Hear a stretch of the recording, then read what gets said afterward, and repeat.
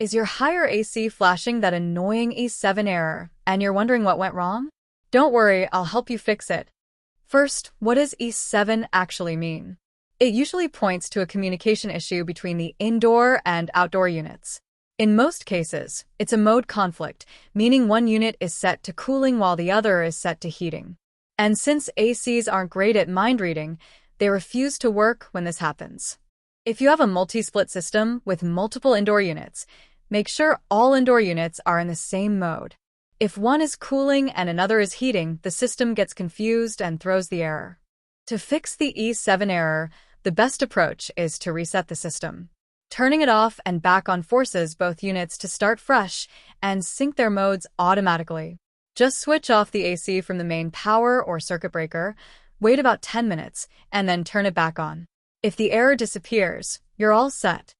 Still seeing E7? Then we might be dealing with a communication failure. Loose or damaged wiring between the indoor and outdoor units can cause this, so if you're comfortable checking the connections, give it a look. If not, it's best to call a technician.